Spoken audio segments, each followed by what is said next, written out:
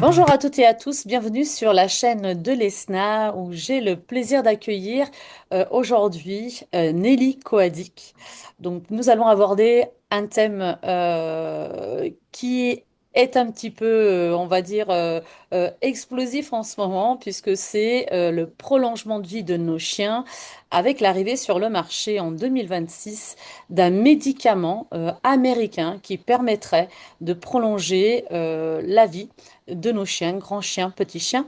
Mais avant de rentrer dans le vif du sujet, je vais laisser la parole à notre invitée afin qu'elle puisse se présenter et nous allons quand même parler de son parcours. Nelly, que tout le monde connaît, qu'on ne présente plus. Je te laisse la parole, sois la bienvenue. Merci, bonjour Carmen, bonjour tout le monde. Alors je suis Nelly Coadic, née en France, mais j'ai vécu aux États-Unis pendant une vingtaine d'années, en Californie, donc San Francisco, près de la Silicon Valley, d'où vient justement ce médicament. Je me suis installée en Grèce il y a une vingtaine d'années, donc je vis sur l'île de Corfou. Et il y a 10 ans, j'ai créé le groupe Vis Medicatrix Naturae et le site internet du même nom, parce qu'il y avait tellement de demandes qu'au final, on n'arrivait plus à avoir suffisamment de fichiers sur le groupe pour regrouper toutes les informations détaillées. J'ai donc créé le site internet. Et puis, 3 ou 4 ans plus tard, j'ai été abordée par les éditions Thierry Soucard qui m'ont demandé si ça m'intéresserait d'écrire un livre. J'étais très intéressée, mais en fait, j'avais un petit peu le complexe ou le syndrome de l'usurpateur, c'est-à-dire que je me sentais pas du tout qualifiée, même si flattée, et donc j'ai traîné un peu comme ça pendant 3 ans jusqu'à ce qu'au final je finisse par faire le premier livre, ma Bible de soins naturels pour le chien, suivi par coécrit avec Clémence Gay, ma Bible de soins naturels pour le chat.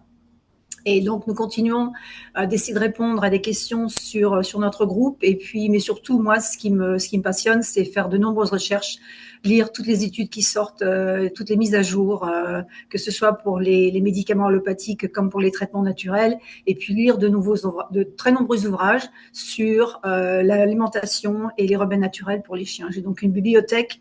Ce ne sont que des livres, en fait, de naturels pour les chiens principalement. Mais alors Nelly, comment en es-tu arrivée là? Donc à cette passion pour le naturel et pour ces approches naturelles que tu partages avec beaucoup de générosité sur plusieurs groupes, pas que le tien, mais sur plusieurs groupes sur Facebook notamment. Mais est-ce que tu peux nous expliquer rapidement comment en es-tu arrivée à cette passion pour les médecines alternatives ou les approches naturelles? Alors, il y a 16 ans, mon compagnon et moi avons adopté ici notre premier chien. Donc, je suis très, très adepte des adoptions en refuge ou ici dans la nature parce que comme on manque de refuge, il y a énormément d'animaux errants. Et donc, nous avons adopté notre premier chien il y a 16 ans. Ramsès, qui était un croisement malinois et quelque chose d'autre. Il devait avoir un peu de pitbull parce qu'il avait une très forte mâchoire. C'était un amour de chien très timide qui avait certainement dû subir des sévices lorsqu'il était tout petit. Et lorsque nous l'avons, alors moi à l'époque j'étais complètement ignare en matière de soins naturels, donc je faisais comme tout le monde, vaccins, prévention. Et donc aussitôt qu'on l'a eu, on s'est précipité chez le vétérinaire. Première erreur, on devrait attendre quelques jours, donner au chien le temps de s'adapter à son nouvel environnement, à ses nouveaux humains. Parce que lors d'un état de stress, c'est pas très bon de dévacciner parce qu'il peut y avoir une mauvaise réaction du système immunitaire. Bref, on a fait le vaccin, tout allait bien. Et quelques jours plus tard, je m'aperçois qu'il avait des ganglions à la gorge. Et donc, 2 semaines plus tard, on va chez le vétérinaire pour faire le rappel. Et il fait le rappel du vaccin. Et je lui dis, au fait, j'ai remarqué qu'il avait des ganglions qu'on pouvait sentir à la gorge. Et donc, le vétérinaire commence à faire une palpation. Il me dit, oui, en fait, il n'y en a pas seulement 2, on en sent 4. Et il me dit, il y a un problème, c'est peut-être la leishmaniose. La lèche quoi? Kesako. Et donc, il m'explique ce qu'est la leishmaniose. Et donc là, grosse panique parce que moi, j'ai tout de suite vu mon chien mourir dans 3 mois dans des souffrances atroces. Et donc, il a fait un test d'abord sanguin, ensuite des glandes lymphatiques qui a confirmé la positivité à la leishmaniose. Donc, de là, on s'est précipité à la maison. Aussitôt, j'ai commencé à regarder sur Google ce que c'était. Ça m'a un petit peu rassurée parce que je me suis aperçue qu'en fait, ici en Grèce et dans beaucoup de pays méditerranéens, c'est une maladie qui est assez connue.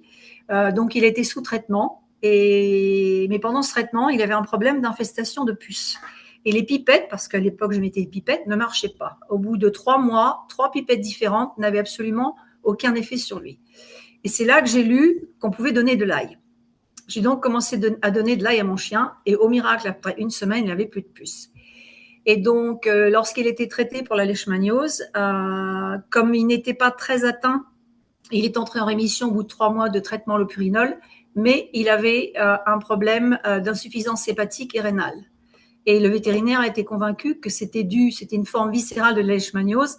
Et moi, j'étais convaincue que c'était l'allopurinol parce que j'avais lu pas mal de choses sur le sujet. J'ai donc décidé de ne pas traiter mon chien, de cesser de le traiter pour la leishmaniose, de ne rien lui donner pour ses reins et son foie, contrairement à ce que le vétérinaire voulait, et je l'ai mis au barf. Et au miracle, 4 mois plus tard, les reins et le foie de mon chien fonctionnaient très bien. Il était complètement négatif à la leishmaniose, enfin rémission, et il allait très bien. Et donc, c'est comme ça que tout a commencé. D'accord. C'est comme ça que ta passion pour les approches naturelles et pour les Ben, approches. je me suis dit, si l'alimentation naturelle aide et si là, il peut régler le problème des puces, il doit y avoir d'autres options. Sachant qu'il y a quand même une controverse sur l'ail, c'est-à-dire qu'il y a deux écoles. Il y a celle qui dit que c'est un des meilleurs antiparasitaires et d'autres qui, internes, mais aussi externes, effectivement, puisque entre l'alimentation et l'ail fait partie de l'alimentation, en fait, les animaux attrapent moins de parasites, que ce soit en interne ou en externe, grâce à une bonne alimentation adaptée. Mais il y a également ceux qui disent, ouh là là, surtout pas d'ail parce que c'est très toxique pour les Ah, animaux. ça, c'est le mythe qui tue, c'est le mythe qui me fait grimper parce que, au mur, parce que en fait, c'est basé sur une étude qui date de 2001, qui a été réalisée au Japon. Et lorsqu'on commence à quand on commence à lire l'étude, si on a un petit peu l'habitude de lire des études scientifiques, on sait dès le départ à quel résultat ils veulent en arriver. Mm. Même s'il y a un paragraphe de non-conflit d'intérêt à la fin, c'est du pipeau, il y a toujours un conflit d'intérêt. Et dès le début, il était clair qu'il voulait prouver que l'ail était toxique. Qui, dans un état d'esprit normal, dans toute logique, va donner à son chien 60 gousses d'ail par jour? Même moi, j'adore l'ail, je ne pourrais pas en manger 60 gousses. Et l'ail est aussi toxique pour les humains en trop grosse quantité. Il est hépatotoxique. Donc, au final, le but de l'étude, c'était de prouver que c'était toxique. De plus, l'étude a été réalisée en utilisant un concentré d'ail livré par un voie intragastrique, c'est-à-dire un tube directement dans l'estomac. Mm. Or, lorsqu'on consomme de l'ail, ou même le chien, il le mâche. Et Mm. donc, le processus de digestion commence dans la bouche par les glandes salivaires. Donc déjà, ça assimile un petit peu, avec les enzymes, ça assimile un petit peu de l'ail. Mais là, directement dans l'estomac, un concentré, c'était certain que ça allait avoir des effets délétères. Malgré cela, les effets délétères en question étaient ce qu'on appelle une anémie hémolytique.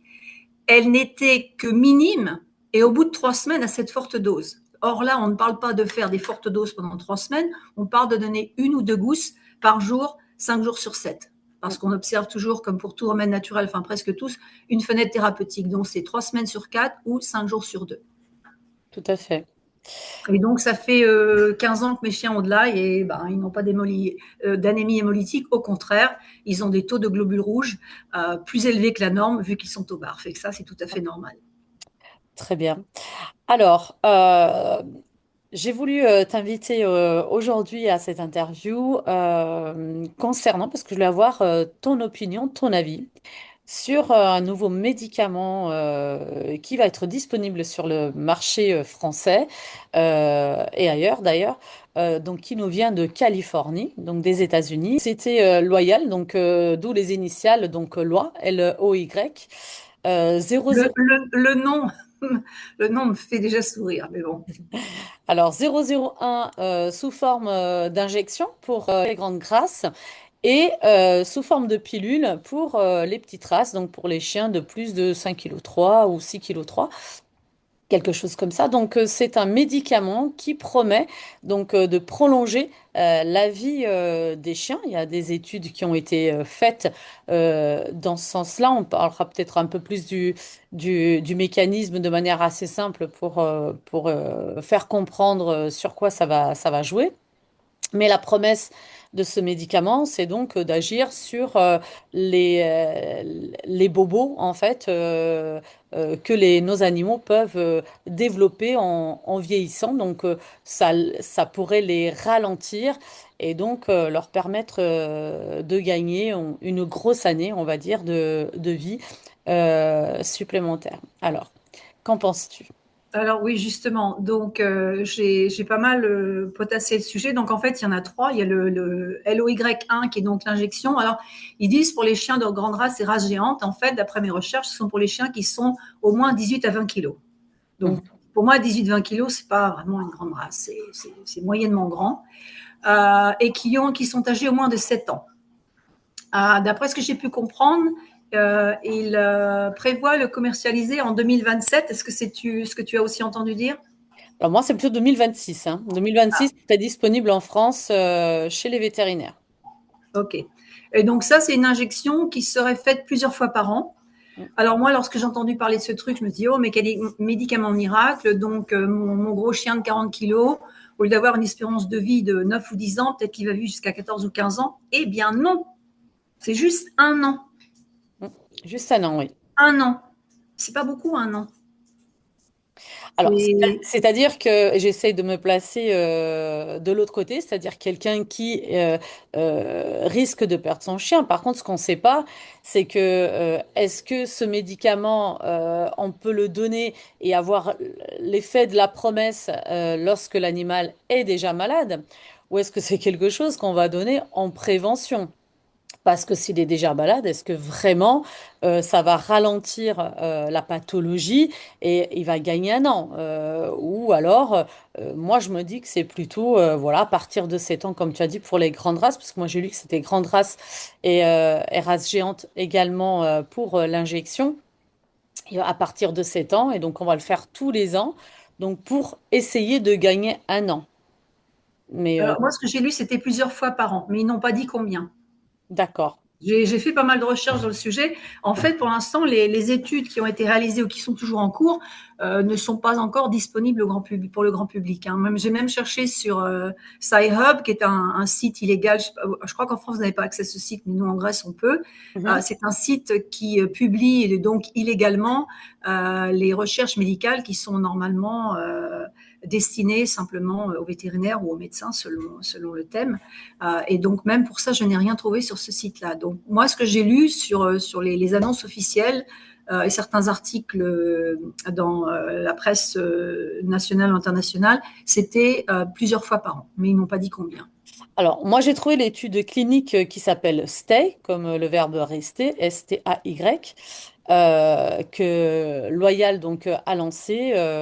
C'est une étude clinique de grande envergure, impliquant plus de 2000 chiens âgés, Oui, donc répartis sur 70 cliniques vétérinaires aux États-Unis.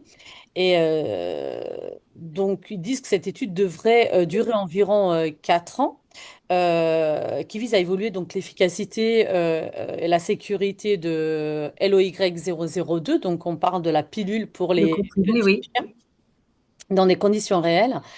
Et ils disent que donc il y a déjà eu des premiers résultats. Donc les premiers résultats ont montré que donc LOY002 pourrait améliorer la qualité de vie des chiens âgés en ralentissant les effets du vieillissement. Donc ils auraient déjà obtenu quelques résultats qui leur permettent donc d'affirmer, bien que l'étude soit étalée sur 4 années.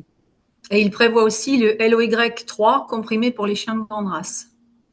D'accord, donc on serait soit sur des injections, soit sur un comprimé. Donc, je pense qu'en premier, ce sont les injections qui seront mises à la disposition du public. Mhm. Et plus tard, donc la 002 et la 03. Alors, je sais aussi, j'ai vu qu'ils attendent une approbation pour pouvoir inonder le marché européen, mais bon, ce serait une formalité une fois que À toutes. partir du moment où l'FDA l'a approuvé aux États-Unis, il y a de fortes chances que ça arrive rapidement ici en Europe. tout à fait. Donc, il parle de 2026, effectivement, hein, pour pouvoir le proposer sur le marché européen. Alors, est-ce que tu as pu, enfin, est-ce que tu peux nous expliquer le mécanisme? Pourquoi est-ce que ça va jouer sur le ralentissement du vieillissement des animaux, des chiens? Eh bien, la drogue, en fait, vise à corriger la surexpression de l'hormone de croissance, IGF-1, donc hormone apparentée à l'insuline, chez les chiens. Donc, chez les gros chiens, cette hormone, bien entendu, c'est elle qui provoque leur développement à une plus grande taille.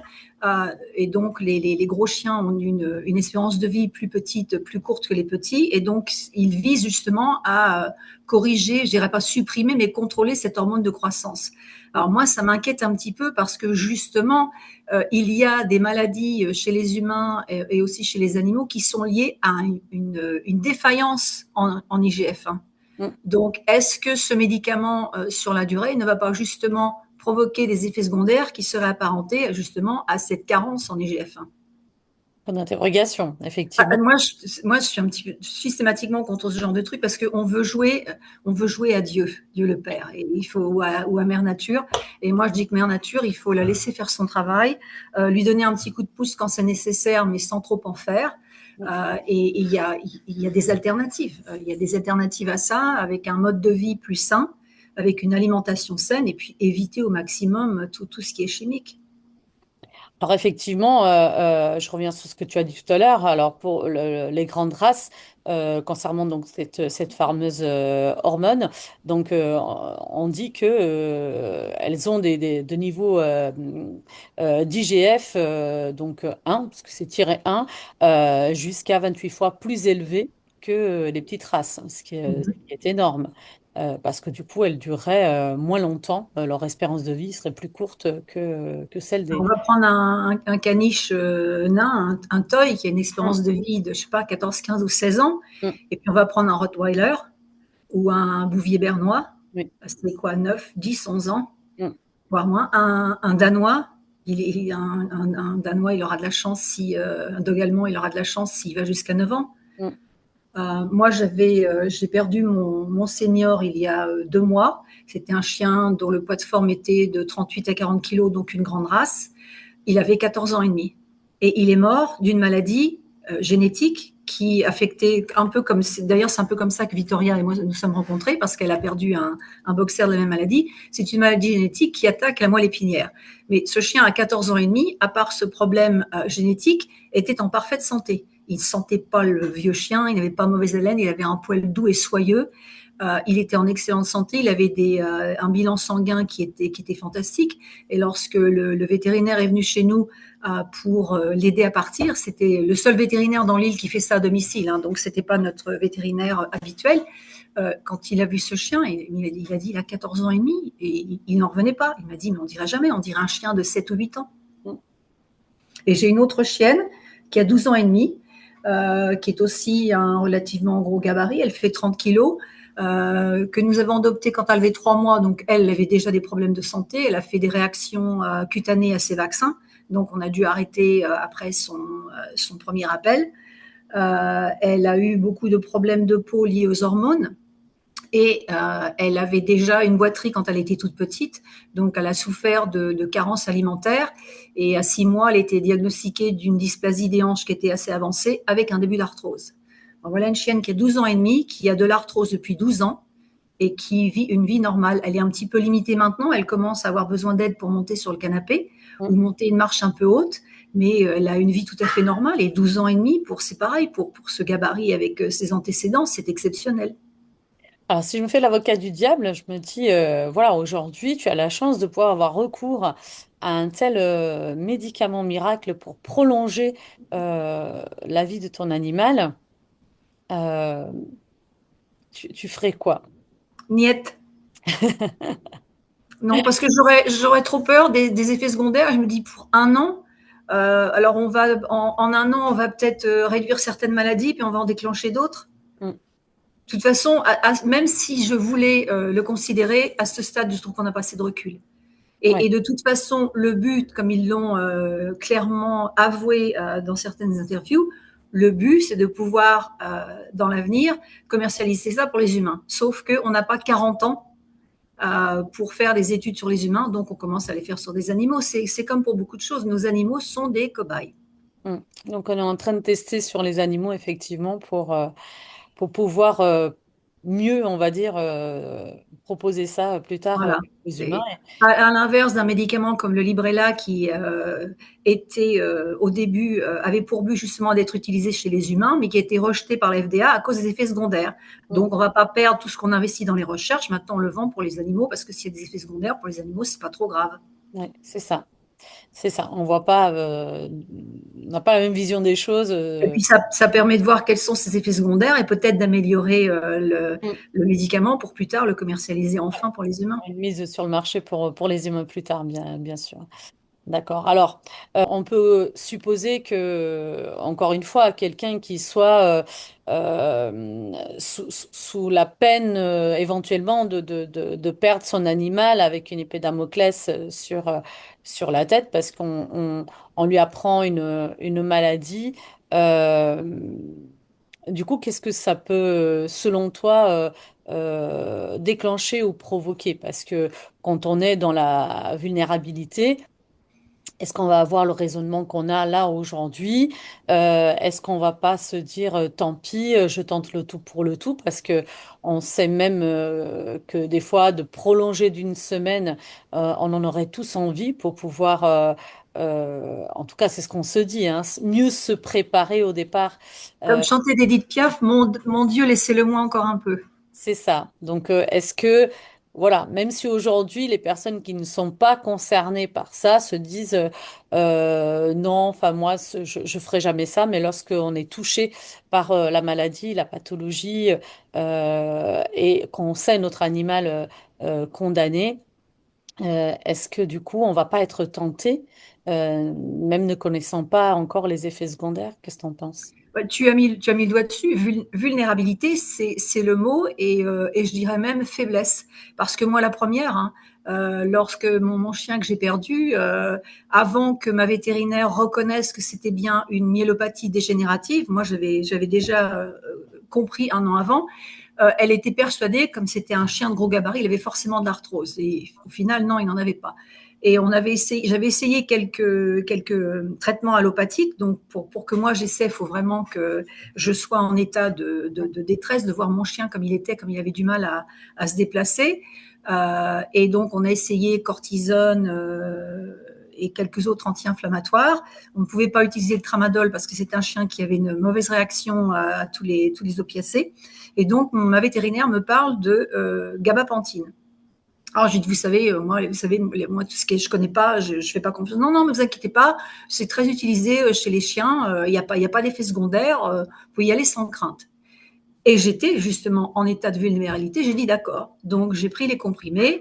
D'habitude, avant de les donner, je rentre chez moi et je fais des recherches. Mais là, avec mon compagnon, on était en larmes de voir notre chien comme ça, parce que c'était un chien qui était tellement puissant avant, qui était tellement plein d'énergie, que de le voir aussi diminuer, en fait, lui, il acceptait beaucoup mieux que nous. Mais nous, c'était très difficile. Donc, on lui a donné la gabapentine sans faire de recherche. Et au bout de 10 jours, non seulement ça avait empiré son état parce que ça le rendait tellement faible du train arrière qu'il ne pouvait plus se lever, il était comme abruti à longueur de journée et ça l'a rendu aveugle. Ah oui. Et là, je m'en suis voulu parce que je me suis dit d'habitude, je sais mieux que ça. D'habitude, je rentre à la maison, je fais des recherches, je ne donne pas ce truc, j'attends. Mais là, j'étais tellement dans un tel état de détresse que je n'ai pas réfléchi et je l'ai donné. Ouais, quand il y a le filtre émotionnel et Donc, moi, je dis aux gens, lorsque c'est comme ça, vous dites au vétérinaire, donnez-moi l'ordonnance. Je ne vais Mm, pas acheter le médicament aujourd'hui, ou si vous l'achetez, rentrez à la maison, mais ne le donnez pas. mm. Faites des recherches, venez sur notre groupe, allez sur d'autres groupes, posez des questions, réfléchissez 2 ou 3 jours, parce que votre chien peut attendre quelques jours, de façon à pouvoir prendre une décision lorsque vous serez en contrôle de vos émotions. Voilà, alors c'est très important. Alors là, il ne s'agit pas de cas d'urgence vitale, bien entendu, Voilà, mais quand le vétérinaire vous dit, bah, écoutez, il n'y a pas d'urgence vitale, on peut donner tel traitement, mais que voilà, vous posez des questions, n'hésitez même pas à prendre un deuxième avis vétérinaire, c'est possible exactement, également. Mais quand il ne s'agit pas d'une urgence vitale, bah, n'hésitez pas quand même à, bien entendu, sortir de ces émotions, de cet état de vulnérabilité pour pouvoir mieux réfléchir, effectivement, et demander bah, conseil auprès soit d'autres vétérinaires, d'autres thérapeutes animaliers. Je te rejoins tout à fait là-dessus. Et encore une fois, je rappelle, on ne parle pas d'urgence vitale, c'est très important. exactement. Qu'est-ce que tu conseilles à tous les humains, enfin moi j'appelle humains et non pas propriétaires, euh, Idem. d'animaux lorsque voilà, ils se retrouvent euh, face à des diagnostics compliqués, euh, face à des traitements que parfois on croit, comme toi tu pensais que la gabapentine allait vraiment pouvoir soulager ton animal. Voilà, on vient de le dire, prendre un deuxième avis vétérinaire, prendre conseil, mais voilà, aujourd'hui on a quand même beaucoup de personnes qui face voilà, à une détresse lorsqu'ils sont dans ces émotions-là de peur. Qu'est-ce qu'on peut leur conseiller? Alors déjà, il faut dire que tous les vétérinaires ne sont pas nécessairement bien informés sur les effets secondaires de certains de ces traitements. C'est une profession où ils ont énormément de travail. Ils sont sous pression et ils n'ont pas nécessairement le temps de faire des recherches pour s'informer. Leurs informations sont donc purement basées sur ce que l'agent, le représentant du laboratoire pharmaceutique leur dit et ils ont tendance à les croire sur parole. Donc, ça va être le problème si on demande l'avis à un second ou un troisième vétérinaire, si sa source d'information est la même, elle n'est pas très fiable. Donc, moi, je pense qu'il faut prendre le temps quelques jours, faire des recherches, demander l'avis de certains professionnels en naturopathie, et puis d'aller dans des groupes, voir s'il y a des gens qui ont essayé ces traitements, quels sont les effets potentiels délétères potentiels. Il y en a énormément. Moi, sur la maladie de mon chien, je suis tombée sur deux groupes, un francophone, trois groupes en fait, un francophone et trois anglais, trois anglophones. Et j'ai appris énormément sur cette maladie. J'en savais beaucoup plus sur cette maladie que mon vétérinaire qui n'y avait jamais été exposée. Donc en fait, elle avait entendu parler de la maladie dans ses études, mais brièvement, elle n'avait jamais eu un seul cas.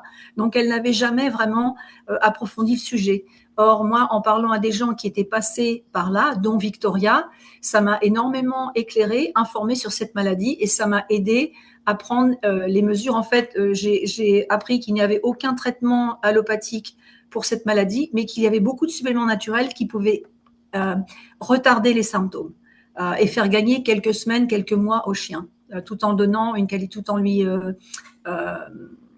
gardant une qualité de vie. Donc, je pense qu'il faut faire la même chose pour toutes les autres maladies. À partir du moment où il n'y a pas d'urgence vitale, il faut prendre le temps de se renseigner. Je reviens sur un point donc, que nous avons abordé également avec Victoria donc, le mois dernier en interview, qui était sur le consentement éclairé en médecine vétérinaire. Mais je reviens sur un point, donc notamment les groupes. Effectivement, dont tu parles. Alors, encore une fois, je me fais l'avocat du diable. C'est vrai qu'on peut trouver de très bons conseils. Mais par exemple, moi, ce que je constate aujourd'hui, c'est quand même des attentes on va dire, en conseil en médecine verte, quoi. C'est j'ai ça, qu'est-ce qu'on peut me conseiller? Alors que tu sais comme moi que la naturopathie, ce n'est pas une pathologie égale à un remède naturel.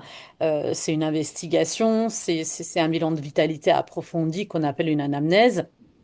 Euh, donc, où est-ce que le curseur va s'arrêter? C'est-à-dire qu'effectivement, des personnes comme toi, qui sont curieuses, qui vont prendre du recul, qui vont faire ses propres recherches et qui vont mettre en balance bah, les résultats de ces recherches et après bah, les informations qu'elles ont pu obtenir auprès d'autres professionnels ou des personnes qui sont passées par là.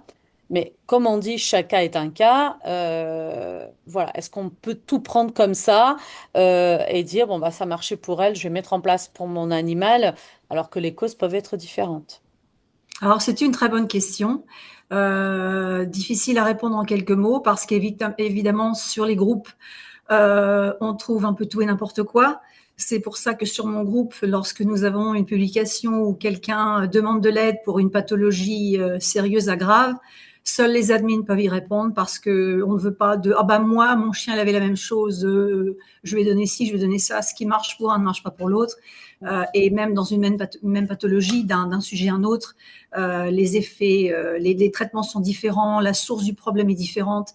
Donc, nous, on ne permet pas ça. Mais malheureusement, je vois sur beaucoup de groupes, quelquefois, je n'interviens pas parce que sinon, je, je déclencherais une guerre, mais je vois des conseils, je vois tout et n'importe quoi entre les gens je sais que les gens, ils veulent bien faire parce que quelque chose a marché pour leur chien, ils pensent que ça va être la solution miracle pour tous les autres. Donc, ça part d'une très bonne intention, mais ils ne se rendent pas compte qu'en fait, ça peut être un mauvais conseil. Et puis, il y a les vendeurs qui sont là pour vendre leurs services, pour vendre leurs marchandises et qui ils ne posent pas de questions. Ils disent ah bah, je vous conseille tel produit, comme par hasard c'est celui qui vend, ils ne posent aucune question. J'ai vu un cas justement sur un groupe que tu connais bien où la personne demandait quel était le dosage du charbon actif pour un chien. Et tout le monde a répondu ceci, cela, ceci, cela. Ah, ne donnez pas de charbon actif, donnez plutôt du gel d'aloe vera, ma marque bien entendu. Et moi j'ai dit mais la question qui se pose, pourquoi vous voulez donner du charbon actif? Ah bah parce que mon chien se baigne et j'ai peur des cyanobactéries. Donc, je voudrais lui en donner en prévention. Alors, petit A, si votre chien attrape des cyanobactéries, le charbon actif ne va absolument rien faire. Petit B, si vous savez qu'il peut y avoir des cyanobactéries dans ce plan d'eau, n'y allez pas.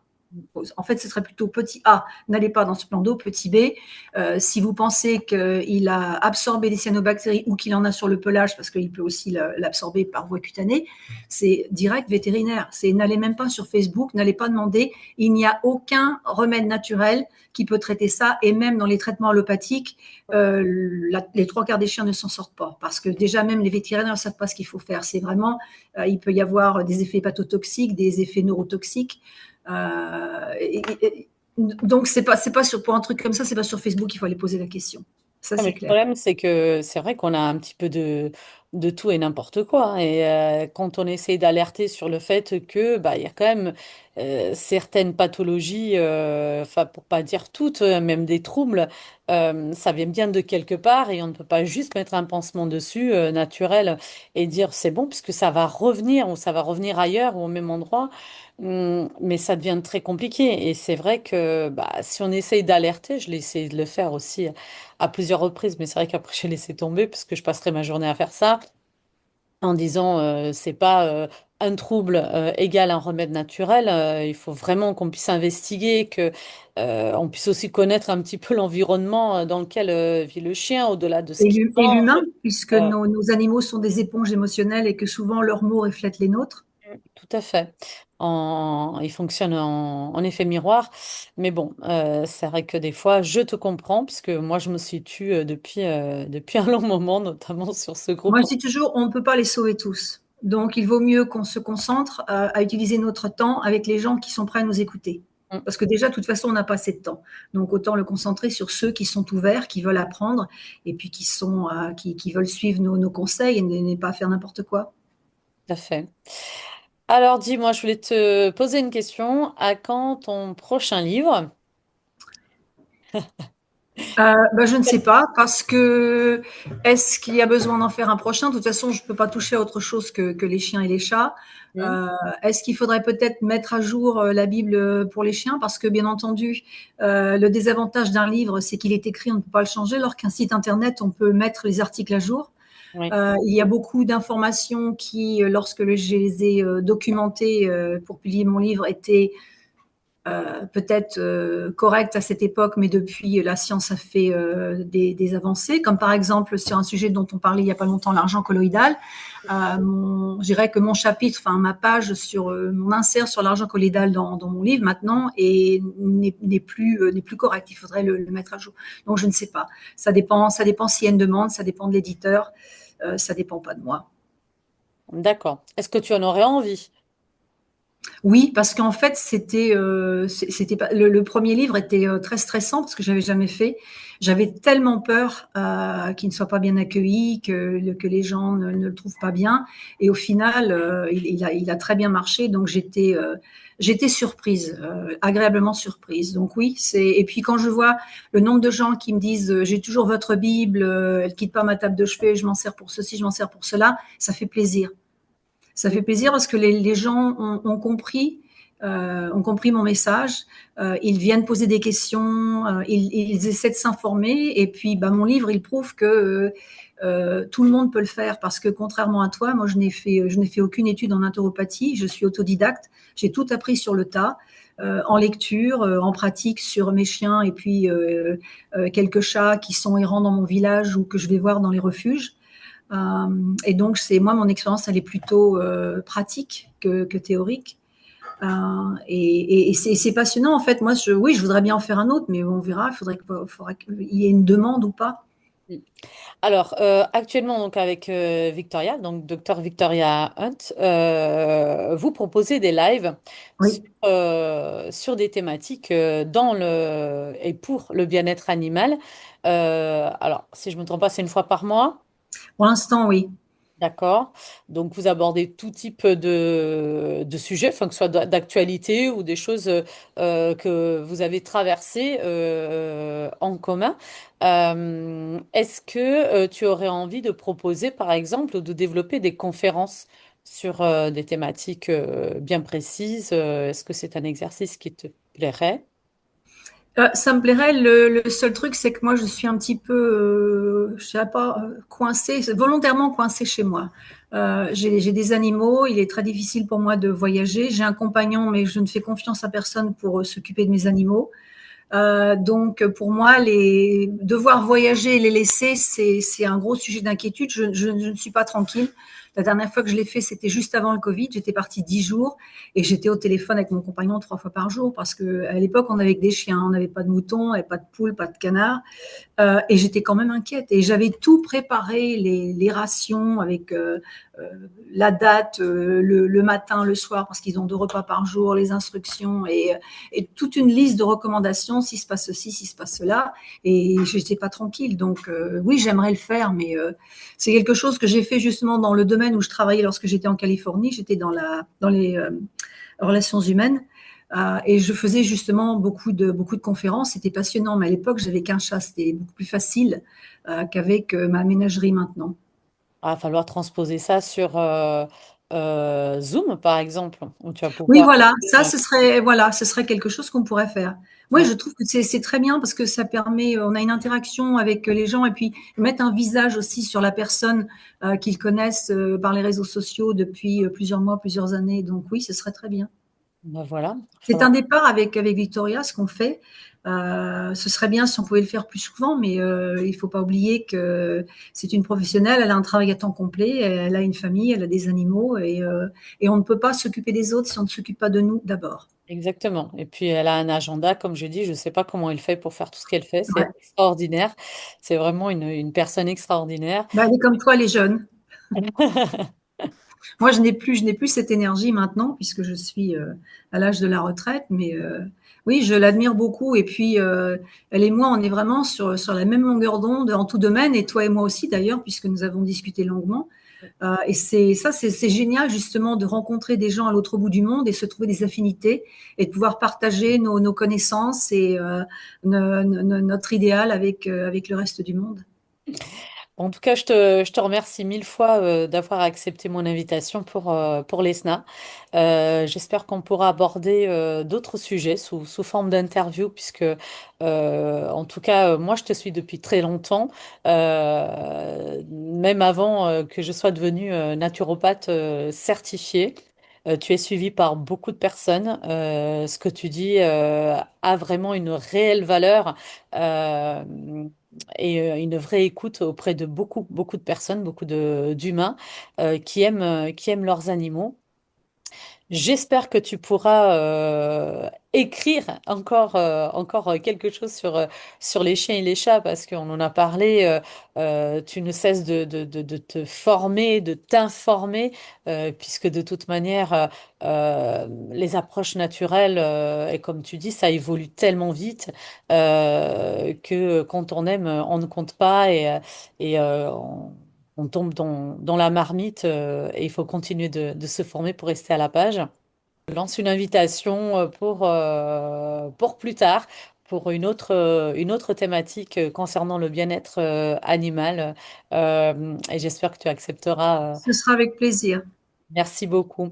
Alors, je vais Merci te beaucoup, laisser un Carmen. petit mot de la fin pour notre communauté qui va suivre cette interview. Il faut qu'il s'informe. Il faut qu'il fasse partie de la décision. C'est la vie de leur animal. C'est comme pour un enfant. Il faut peser le pour et le contre et il faut s'informer. Ça, c'est la seule chose, le seul conseil que j'ai à donner. Merci beaucoup, Nelly. C'était le mot de la fin.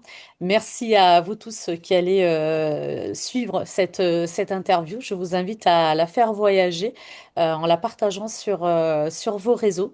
Merci mille fois, Nelly, et à très bientôt. Merci à toi, Carmen.